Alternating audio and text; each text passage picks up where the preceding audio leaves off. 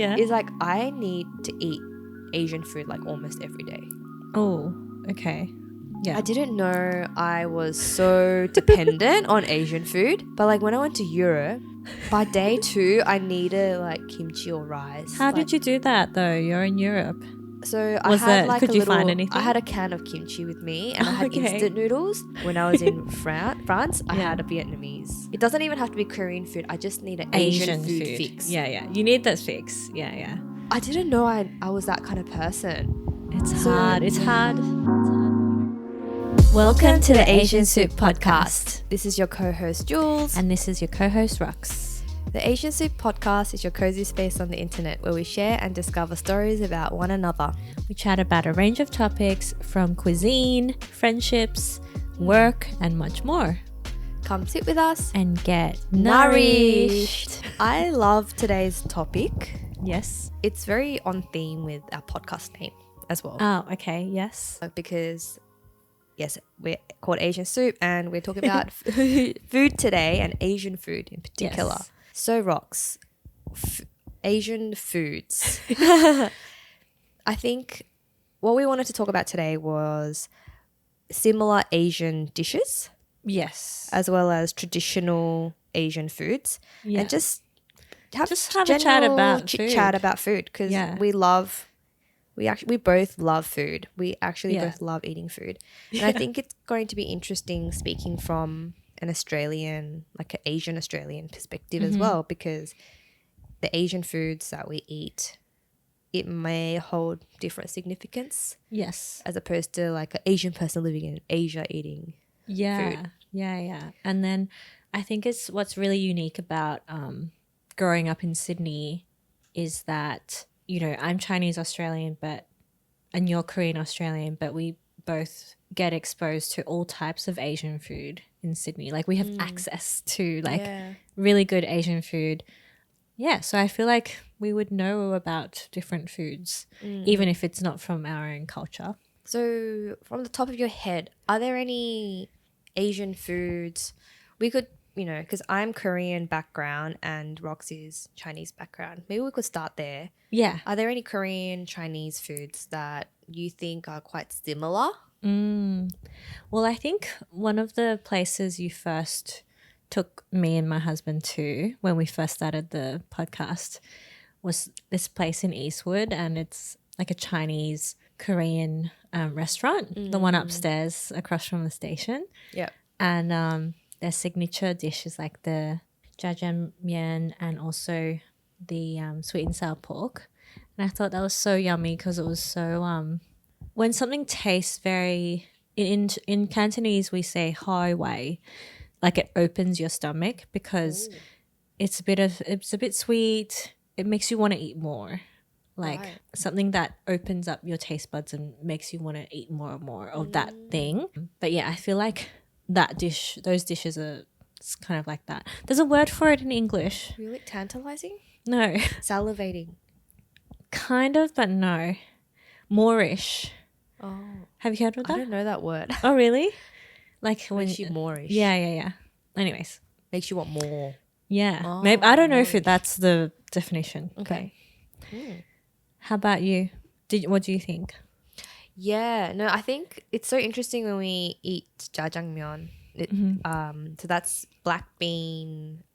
Is it black bean? Black bean sauce noodle, and it's a Korean dish, but it's actually based from China. Yeah. And even in Korea, we call it Chinese food. Yeah. So if Korean people say, "Oh, let's have Chinese food," they're actually talking about Korean Chinese food like jjajangmyeon and 탕수육 and jjampong, which is like the seafood spicy. I'm salivating. Like a spicy seafood noodle soup.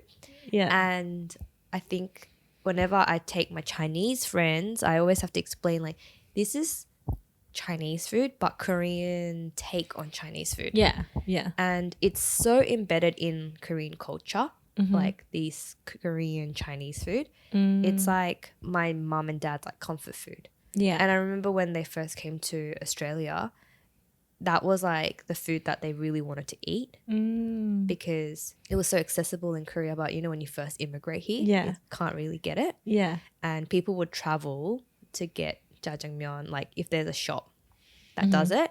And that place that I took you, that used to be a place that people from all over Sydney would travel to. Oh, wow. Because it's been there for like 20 years plus. Yeah. And it looks exactly the same. By the way, the interior, it's very, very nostalgic. Yeah. But yeah, and then I think, I don't know if I've ever had the original Chinese one. Yeah. But I do eat more and more Chinese food now. Yeah. And I'm always like, oh, this is like this. And you know, like the Chinese food is like the original, you know? I mean, it's like, I guess, but yeah, but then like will evolve into, you know, the food. But yeah, I get what you mean. But in Chinese, the thing is, in Chinese food, I don't have, in Chinese we call it jia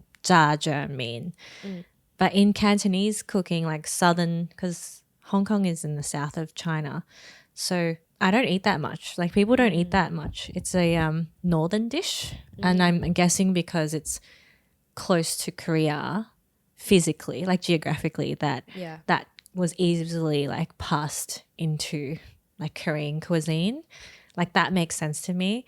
But yeah, I just don't eat that dish often in Chinese cuisine itself. But I've had it before, but it's not something I eat a lot. Right. But then yeah, it's interesting. Yeah, and it's interesting when like some like a group of people take on something that they like and they turn it into their own, almost like wollamsam. Wollamsam. That's what I was thinking right now.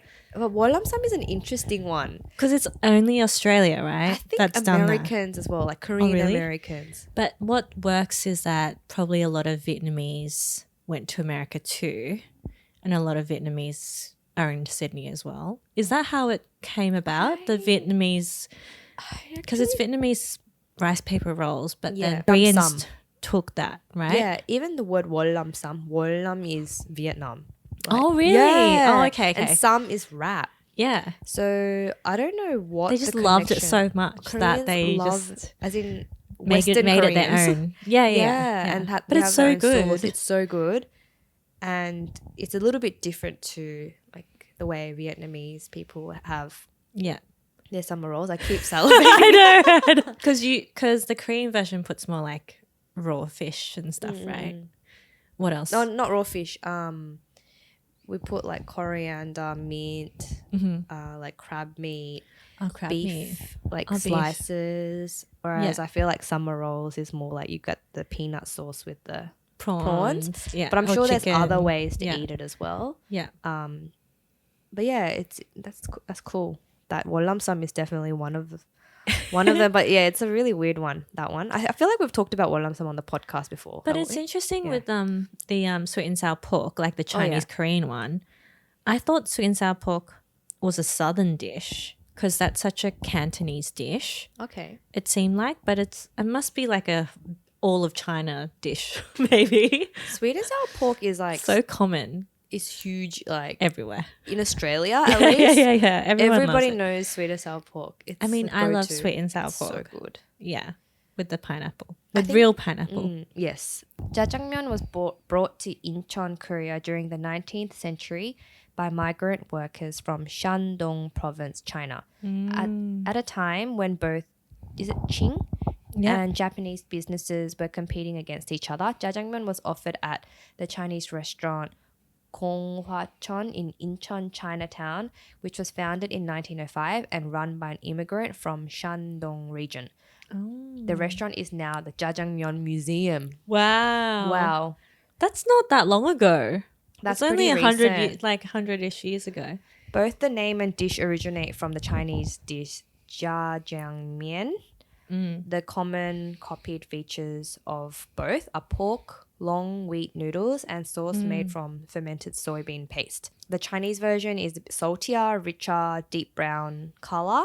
The Koreans later added caramel to sweeten the sauce and added grains that darken the sauce to copy the jet black brown color over time. So in the mid-1950s in South Korea, immediately after the Korean War, jjajangmyeon was sold at low prices so that anyone could eat it without economic burden. It's such a dish where you can imagine you can make a huge batch of it and feed heaps of people. It's just the sauce is so good. Yeah. My dad loves it. like so much. And you could literally buy it for a few dollars before. Now it's like, you know, 15 Australian dollars or 20 Australian dollars for a bowl. But there's those instant ones I see. Oh, yeah. Too. I haven't tried, but yeah. Yeah. But it was a bit of like a comfort food and accessible, cheap, but yummy food. And I would say jjajangmyeon is quite sweet. The Korean version. Yeah, Korean version. Yeah. Yeah. How interesting. Yeah. Something I wanted to add about jjajangmyeon is like, in my mind, jjajangmyeon in Korea was like the original like delivery food before the apps. Yeah, yeah. You could always just call up and call. Get it. Yeah. And they would bring it in these like silver boxes. And it was just so easy to order and so cheap. And then they even come and pick up your bowls. Oh, wow. Yeah, that's cool. So you put it outside, it's like a hotel, and then they come pick up your bowls, which is great as well. And in my mind, jjajangmyeon is something that you eat when you move houses. Okay. So when you move houses on the first day, you always eat jjajangmyeon. I don't know why. That's cute. It's like a tradition or something. Yeah, it's a tradition. Not just me, like it's a Korean tradition. It's like, I don't know, this is super random, but you know, before you go on an international flight, I'll always get Macca's. Oh, yeah. People do that, but it's not Chinese, but yeah. Yeah, it's, I don't know, it would have started like that, right? But then it became like a national tradition. It was on like a Korean drama or something, and then everybody started doing it. I think it's because like it's the food that you can get easy, delivered. It's yummy, you're hungry. Yeah, right? And like you have no cutlery. Yeah. You got nothing, you're tired. Yeah. Jjajangmyeon. Done. Yeah.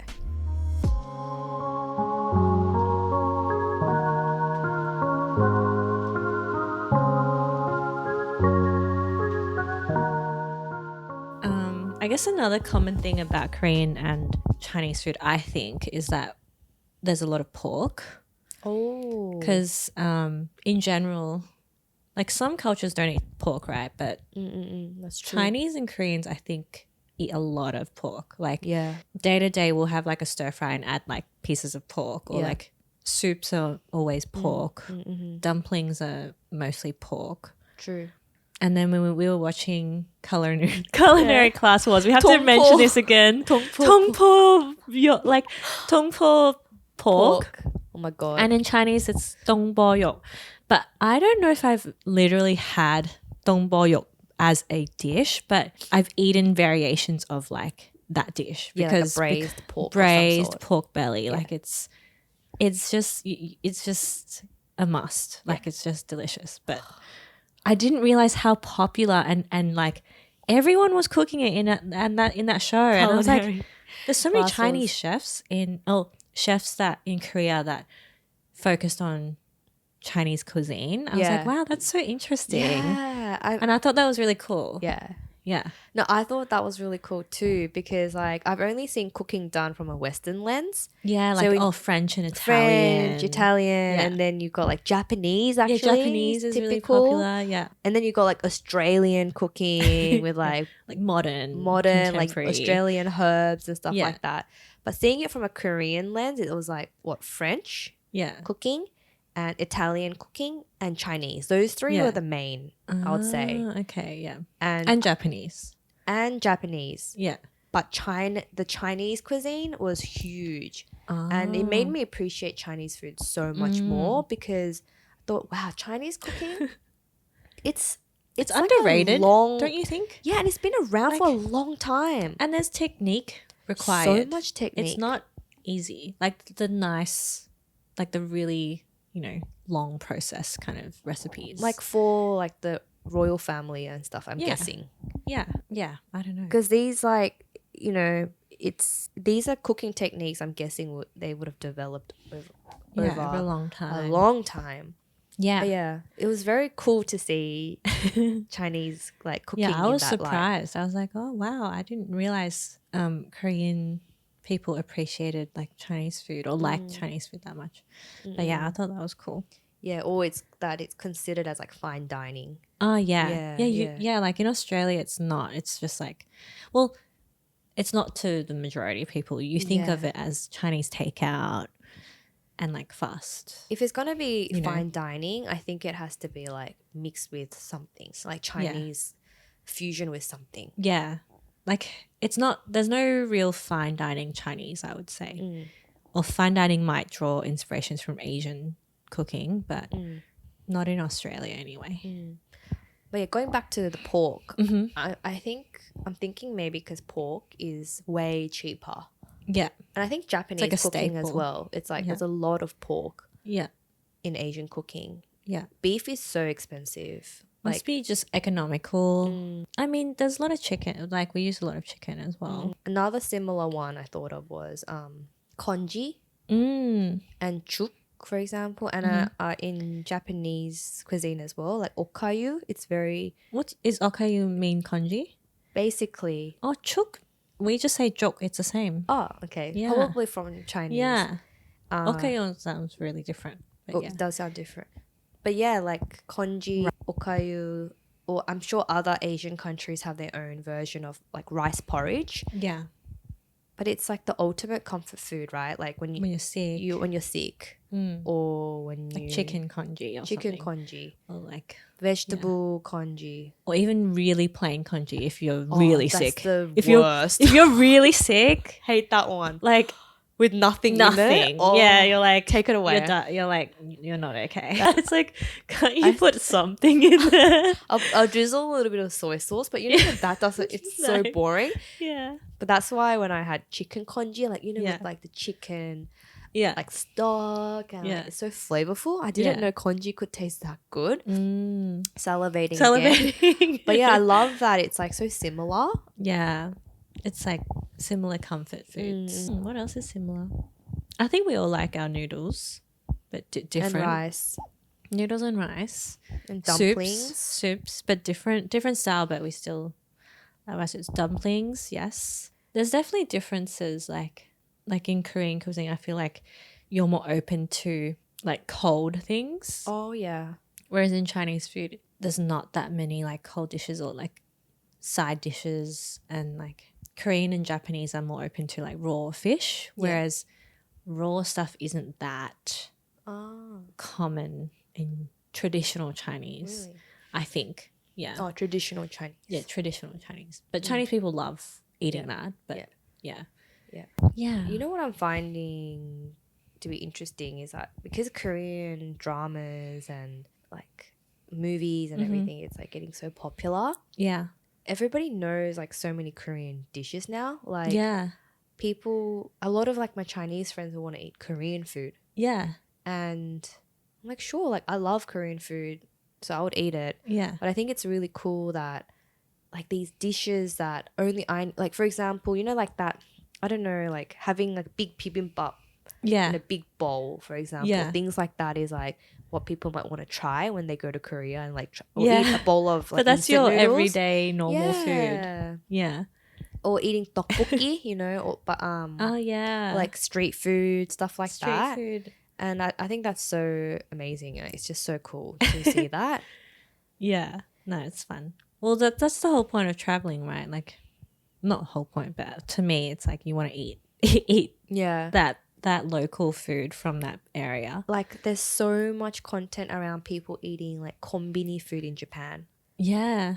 Like having just a simple, you have to eat this certain donut from this convenience store.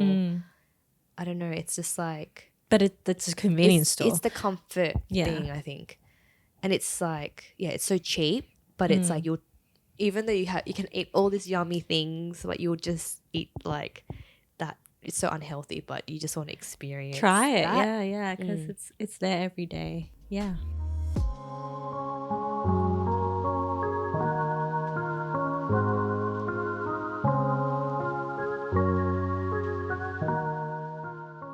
Okay, now speaking of traditional foods, I think traditional foods are really special because it's something that keeps you connected to your roots. That's what I think. So for example, on your birthday, you get miyeokguk, which is seaweed soup. It's just nice to have that tradition because you know for someone's birthday and someone makes you seaweed soup. But is it usually like your mum? Your mum. You can make it for yourself, but it's you can make it. nicer when someone else makes it for you. And it's just like I don't know, that tradition. It's just so nice to have that there. And the reason why miyeokguk is a tradition, I think it's because mums, when they're pregnant, they eat a lot of miyeokguk because it's meant to be really healthy and good for you, like especially for breastfeeding. So I think with that, like every time you have a birthday, you eat miyeokguk to like remember it or something. I don't know. Yeah.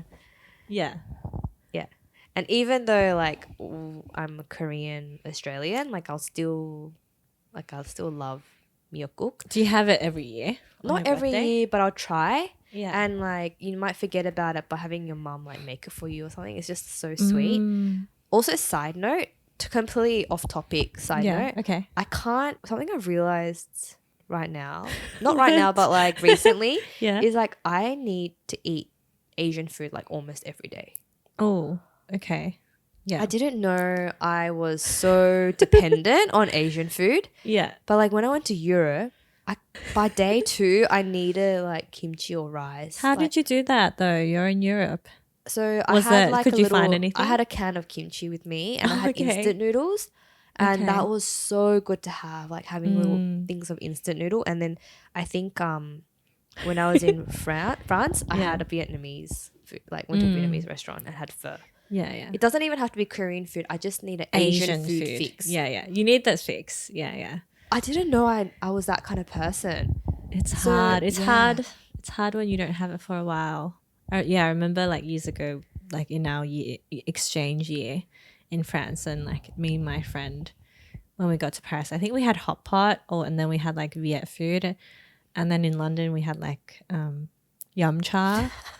But none of it was as good as Australia. Oh really? Yeah. Okay, I think the Viet food was okay. Yeah, because a lot of Viet's there, but yeah, Australian Asian food, like Sydney Asian food is just like top tier. Yeah. Yeah. It really is. Yeah. But yeah, I think the point I'm trying to make is like Asian food, it's so important in our everyday. So imagine like it's like your staple. It's our staple. I don't care what kind of noodle combination this is. Like, I need some noodles or some rice every few days or something. Yeah. And it doesn't even have to be like Korean food, as I said. Yeah, yeah. Even just Chinese, Asian. Yeah, just Asian. Asian. Yeah. Yeah. So like I agree. the tradition stuff, like I think, I don't know how it links, but that's how embedded Asian food culture is in our lives. Yeah. And I think, as I said, it connects you back to your motherland. Totally. I mean, one tradition I can think of is like, so because my background is like Hong Kong Chinese, so Southern. Whenever there's like, if you go and there's a day like it's called Bai San, or if it's like, there's like a special day where you need to go and pray to your ancestors and go visit their grave, like tomb sweeping day or something, or visit their grave, or even if it's or like Chinese New Year or something. And before Chinese New Year in Taoism, like you're meant to, you know, offer things to the gods and sacrifice some stuff and burn things, like burn like things for good luck, burn incense and stuff. So whether you're going to like your grandparents' grave or not, you don't have to do this all the time, by the way. It's just one of the things. But there's always like roast meats. Like you bring roast meats to like bless. I don't know. I'm sorry, like not a very good Chinese person. But yeah, bringing roast meats, bring some fruit, do your praying, and then or do your stuff. Burn your incense, and then afterwards you'll eat it. Some stuff you leave there, but some stuff you'll eat it. But I think because roast meats are such a big everyday kind of food in Hong Kong and Chinese, like Cantonese cuisine, that it's like there's always going to be roast crispy pork, like a tray of roast crispy pork, or like a whole chicken. But what they want to like to do, if you're going to pray for it, usually you don't cut up the chicken yet. You'll cut it up after when you actually eat it. Yeah. But yeah, there's always like roast pork or a whole chicken. Like that's like good luck. If it's something that's like still roast meats, if it's like a roast suckling pig, it's not for like praying, more less so, I don't know, maybe it is, but it's more for like a huge birthday or like a huge like store opening, or like someone opened a new business, so they're gonna have like suckling pig, or someone's getting married, so every table gets like a suckling pig. So yeah, I feel like the roast meats thing is like very, it's like everywhere, like for special occasions, but also, sorry, I'm just going on and on, but in Hong Kong, you know, even in Australia, you can see the roast meats shops. Like even they the have the hanging duck ducks, and stuff. So what we call it, like if it's every day, it's like say you're just coming home and you're going to your parents' place or something, or you know, you're coming home from work and you don't really know what to cook. People will buy like, you know, a few 100 grams or however amount of roast meats that you want to like take home, and that's like ga song, like kind of like an extra dish for dinner. So all you need to do is really like make some veggies and cook some rice, and then that's your dinner. but you're buying that meat outside. It's kind of like when Western people get a roast chicken and bring it home from Woolies or something. It's like that. It's is like there very different significance there, like, or is it just no, that's like every day. That's like normal everyday food that you can buy and like add on to your dinner if you don't have enough dishes or something. Right. So you're saying like suckling pig, the big Like pig. in general, roast It's special. special. It's very embedded in like Chinese cuisine. Yeah, but then like the little shops, that's like you have that every day. Every day. Yeah. But like a suckling pig is more special because you have to pre-order. But even like for lunch, you can get a rice box, like a fun hub. Like people, if you work in an office or but it's not healthy, obviously. You can't eat it all the time. But it's such a normal food where you can choose 2 roast meats and rice, and they'll give you soup, or you choose a drink. Yeah. And then they'll give you like 2 or 3 strands of veg. Oh my God, yeah. Why did they only give you 2 or 3 strands? I know, it's like they're just focused on the meats. And then, you know, I always love the ginger shallot oil. Do you like that one? I don't know if I like it, but it sounds so good. You need it. Oh my God, we need to go. You don't know what's going on. Can I add? Yeah. Can I add? I love like, dude, we have pork. to eat. Okay, you love the pork. I love the pork. I love the duck, and I love the crackling pork as well. And there's always a line. Yeah, there's always a line. Yes. And me and Rhoda, we love buying the pork and taking it home. And it's such a great. If you have that, it's so easy to put and the char siu, together. like the and it's just like, it's kind of like all the work's done, right? Yeah, it's done, and it's so tasty. It's and a bit of sweet soy sauce on your rice. Yes, and like, I love the veggies as well. So good, so good. But like everyone has their own favorite combo. Oh yeah, of what's yours? What they get, but in Hong Kong they have roast goose, but we don't have roast goose here. But depends how I feel like. Like it depends how I feel. So because like I do like the soy chicken, but I think what I constantly like is the crispy roast pork. Like it's that with something. You're it's just like saying it so seriously. It's like that plus either duck, but sometimes duck isn't enough. Like there's not much meat on duck, but sometimes I really feel like the duck skin. Like you're really eating the duck for the skin. I think the crispy skin. Yes, or chicken, because then you have the ginger shallot oil. But sometimes I just want the ginger and shallot oil with the rice. Sorry, I'm just talking about food now. I mean, that's what this episode's about. We're just talking about food. But yeah, I feel like that is such a common like must in Hong Kong. Yeah. Life. What about having it in Australia? Like, does it hold any significance? Like, yeah, I think so.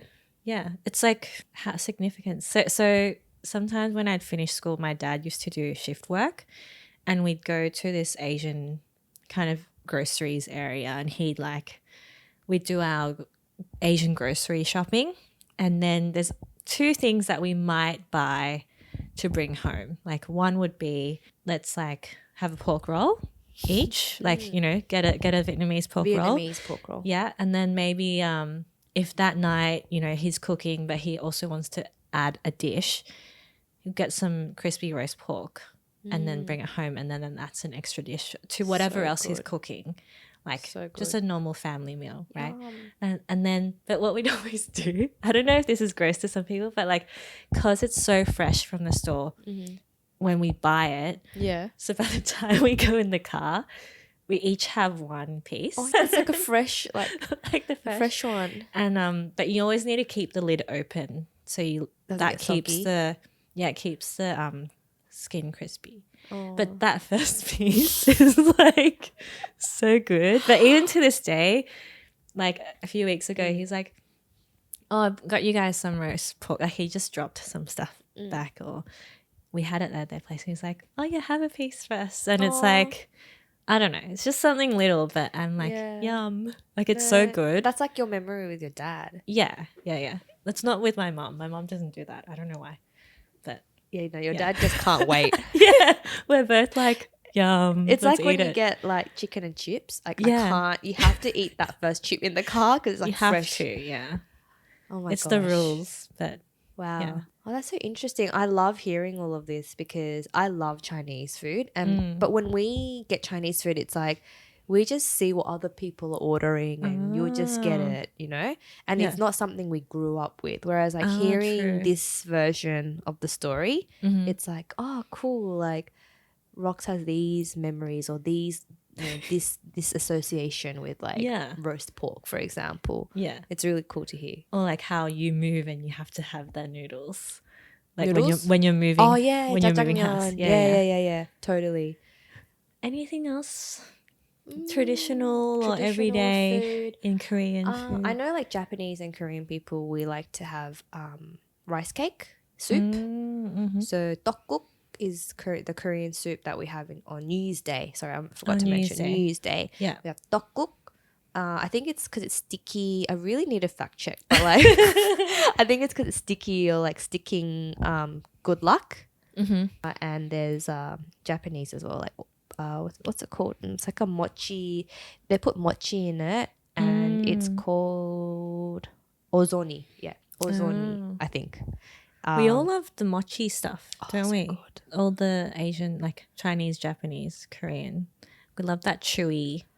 We all have a version of sticky, not sticky rice, but like glutinous mochi things. And I just got a new pillow to sleep on. Yeah. And I was like, oh my God, why does this pillow feel so good? Is it because it feels like mochi? It's not even just food. Anything that feels like mochi. Squishy? Yeah, squishy. I'm like, oh my God, this feels so good. I don't know what it is. And there's no word to describe other than mochi. Yeah. It's like a mochi feeling. Yeah. So squishy. I guess, yeah, Chinese New Year, there's a lot of different foods for that. Like, I think we were talking about the longevity noodles, like eating that at the end of a banquet meal. Is that like a really common thing? Because I did Google it and that came up. Yeah. Is that like something I'm just reading, or is that something? It's just a noodles dish. Like it's everybody basically gets chopsticks and like. Okay, so together, that right? one, the one that people mix up. Yeah. You mean? So that one is I don't think that originated from Hong Kong because like I didn't grow up with that, but I think it's more of a Malaysian, Singaporean, different area of China tradition. But yeah, that looks fun. That's fun to do. I think that's called lo hei, and you're meant to like, you know, toss it together and bring more good luck and together. Yeah. Yeah, and I think it's very important if you're having like an important family meal in Chinese cuisine, I think, and what I've learned is that you need a whole fish. You need a whole steamed fish. Like whether it be like a big family dinner or Chinese New Year or something, it's like very, very important to have a whole fish head to tail. Not when no one's chopping anything off, when no one's having like fillets of fish. It's like it has to be the whole fish. Yeah. And ideally also a whole chicken, not half a chicken, not like, you know, chicken wings. It's like a whole chicken with the head and tail. Like I think the head and tail has some significance, like for it to still be on the table. Like does this have anything to do with the roast pork that you were talking about earlier? Maybe. Okay, Maybe. But in a full Chinese banquet meal or a very traditional like big family important dinner or something, you generally see these dishes like full roast chicken, full steamed fish. Even a duck. Maybe. Duck could work. Yeah. But chicken's more common. Yeah. Duck can work. Yeah, and probably like the noodles or like a kind of fried rice or a something like that. But so when you say whole chicken, it can't be chopped up whole chicken. It's like it can be chopped up whole chicken, okay. but I just mean like it is one chicken. Would the head be included as well? Yeah, like wow. chopped up and laid out as a whole chicken dish. And then if it's someone's birthday, traditionally we have these little buns called sao bao, but that's like really traditional. But like they're little buns with like sweet lotus filling, and it looks like a little bum, and it looks like a peach because it's like pink colored. Yeah, but yeah, it's not necessarily delicious. Yeah, but it's just something that they do. Yeah, that's cool. Yeah. I was doing a little bit of research around food. And basically everything that you said came up in my research. Oh, really? Yeah. Like the whole fish the whole chicken, like that. It has to be whole. There has to be reason. a soup, you know. It's very meaningful to have a whole. Because now when I think about it, I go to Chinese restaurants. I always notice like, oh, wow, they have a whole, like that Chinese family have a whole fish. Yeah, whole fish. And it's something that I never think about getting. Yeah. But it's actually part of the tradition. Yeah. And also the buns. Did you that see? was in my research as well. You saw the buns. Peach buns. Yeah, the peach buns. Yeah, so you saying this, I'm like, oh wow, it must be. Yeah, it makes, I don't know, it feels really legit. Yeah. So many traditions. Yeah. It just that I was like, Rox, are there any traditions? She's like, yeah, probably. I'm just thinking at the moment. But once you start, it just comes out, right? It's embedded in me. It's embedded in you. Yeah.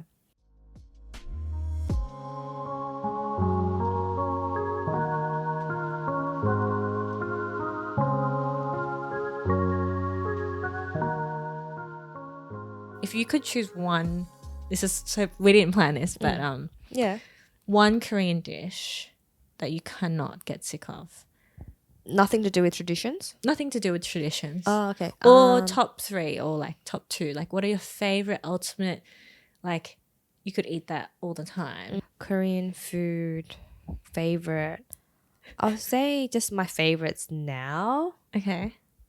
I'm not even gonna say Korean food. Can I just say all Asian food? Okay, fine. Yeah. Okay, because like, I can't right now. Because the first thing that came to my head was actually Chinese. Oh, okay. Yeah, I love like hot pot and malatang. Like I'm freaking obsessed. We are hot pot lovers. Okay. I even told we myself are malatang fans. Oh my gosh, it's so good. And I'm addicted. I'm actually addicted. Oh, it's so we bumped dangerous. into each other at Malatang restaurant. We did. We were both craving Malatang separately. That was so funny. I was like, is that Rox restaurant? Yeah. No, What's your Malatang or hot pot? Oh, have we already talked about this? Because we went to a hot pot restaurant and we did an episode. We did. Damn it. Okay. But right now my favorite, I just love the Sichuan like chili, like the chili flavor. Classic mala. Stop it. Keep salivating. I crave that peppery nummy feeling sometimes. It's just addictive. I know you love the pickled cabbage. Yeah, I do love the pickled fish one. But I want to try your favorite. Yeah, the classic one. Yeah, the classic one. So good. But I actually told myself I'm going to not eat mala for a while because Rox actually mentioned this in an old episode, but like you want to savor things. Like just because you want it, you don't get it straight away. So I'm savoring it and I'm waiting until it gets colder. And then I'm going to go into hot pot season. So interesting. For now, I'm taking like a little bit of a break. I have taken a little break. It's also because it's kind of hot still. But I'm surprised I haven't, like, usually when I'm working from home, I told you, like, my go-to is, like, that dry. That's genius. Like, just boil stuff and put sauce on it. And, like, it reminds me of hot pot, but it's just, like, noodles and stuff. But I haven't had that at home in ages. Like I think I need to restock my freezer with It's because of the the season. right stuff. The season. We like eating, or I don't know about you, but I like eating seasonally. Yeah, You same. know. So I'm I'll say excited mala. for hot pot season Mala, though. yeah, I'm so excited for. We should do a Yeah. whole episode But on I'm hot pot ready season. in like April, you know, like March. Oh April. yeah, We're ready yeah. soon. March. It was cold the other day, and I was like, "Shit, is it time? Yeah. Is it already? Do I need to go? Who's gonna go with me? Me. Because Simeon doesn't love hot pot that much compared to Take me. Take me. Like I'm the instigator. Yeah, let's go. We have a local one that we can go to. Yeah, I know. What else? Yeah, I'll say mala. I'll say any like Korean soup. I love like rice and like kimchi jjigae, doenjang jjigae, like classics. And then third one, maybe like a real treat is like the Chinese Korean food. Okay. Yeah, like your comfort like my food. favorite, like gampungi and 탕수육, which is like the sweet and sour pork, and then there's another spicy version. Like that is a bit naughty. Oh, Because really? it's like fried and yeah, sweet, it's fried. you know? Yeah. But I'm gonna pick that for now. For now. Yeah. What about you? Top 3? Damn. Now that you say hot pot and mala, like that is Yeah. at the pretty high for me. Because there's just so much variety. Yep. You know, you can change up your soup. You can change up your fillings. Like, it's just so flexible but delicious. What else? This is hard, Right? But I asked myself It's, this you know what question. it is? Mala and hot pot is too high up there. I like the variety. So it's hard to pick, number 2 and 3. If we're gonna go like classic, like I still do love a classic Chinese meal. Like, sorry, I just thought of that like meme where that guy is like, classic Chinese meal. Is it a crime? Is it a crime to like have a succulent Chinese meal? What? Don't you remember that meme? I don't know. Like, or like that video from like, looks like the video from like the 80s or 70s, and this guy's getting arrested. No, I don't know. And I'll search it up for you later. Okay, thanks. But yeah, I do love a classic Chinese meal. I love a steamed fish. I love ginger shallot crab. Oh, yeah. You know, ginger shallot lobster. Like, you can't go wrong. What else? I love the jellyfish noodle salad thingy. Yeah, that's what's not to like. Like, I think it's very like just simple but good. It's simple, but to you. But it's like, not. I actually can't cook I was thinking that. like Yeah, jellyfish I noodles. can't That's cook. like very technical. I can't cook all of that for a meal. Yeah, you'll buy it. Yeah. Some And of I it, do yeah. love, my dad makes this like a pretty good sweet and sour pork. Your dad sounds like an amazing person. He's pretty good. He's a good, yeah. Chinese dads, I feel like typically can cook. Korean dads typically. Oh, it's not usually really. the women, the mum that cooks more. My right? dad can only cook like instant noodles. You Mm. know? It's not all Chinese men, but yeah. Yeah, I've seen like a lot of. There are a Chinese lot of men. Chinese dads Yeah. that can cook. Yeah. Yeah. I wonder We're why. talking about our parents' generation, Yeah, our by parents, the way. yeah. Yeah. That is interesting. I don't know why. But a lot of chefs are men, like back in the day. No? Yeah, still in Korea as well. yeah, But yeah. in the household, yeah. there are very strict Yeah. stereotypes and yeah. Yeah. So like, this is super random, but like my father-in-law, his dad, I've never met him, but he apparently back in the day he ran a catering company in Hong Kong and would like cater. So then my father-in-law, he's really good at cooking too. And then, but like, I'm so nosy, and you know how we like have this podcast in general. I just ask questions all the time. I'm like, so what kind of dishes like did you used to cook, or what like did your dad used to cook, or what can't you cook? Because he can cook a lot of things. Like, but I'm always like really interested in like what dishes that might be lost these days, or that like people don't really cook these days, or just dishes that I don't know about. But yeah, I just find food very fascinating. Yeah, there's Right? so much because food holds so many memories and stories and history. Yeah, like I love watching YouTube food videos, like food anything. Yeah. Really. Yeah. Yeah. I love that you're kind of like interviewing him. I know. I'm like, oh, I'm probably asking too many questions. We should get him on the podcast. He's like, stop asking me questions. But yeah, cool. But yeah, I think we covered a lot of areas around this topic. So let us know in the comments what foods are your favorites. If you're Asian, if you have an Asian background, what are your top 3 favorite foods? Or if you're not from an Asian background, like even if you're from a Western background, is there any Asian food that you like or appreciate? Yeah, or anything that we haven't tried that we need to try more Asian food. There's a lot of food I haven't tried. And other like food traditions as well. I love trying food, like anything traditional. Yeah. Like eating this on a certain day. Yeah. Like eating eel on a hot day or something like that. Yeah. Yeah. Because that's what, I learned that when I went to Japan last time. Eating eel there was on an a hot eel day. eating day. Oh. So it's a day I was like, where is that coming from? Oh, that's so interesting. Why is every TV commercial about eel? Because it's like a day where you eat eel. But it's just so nice because you're like, oh, today's the day you eat eel. So everybody just eats eel, and it's just kind of like you don't have to think about dinner that day. Yeah. Because it's the day to eat eel anyway. But yeah, thanks for tuning in, guys. And we hope you found this episode to be interesting and maybe a little hungry. Or comforting. Yeah. We'll see you in the next episode. Thank you. Bye.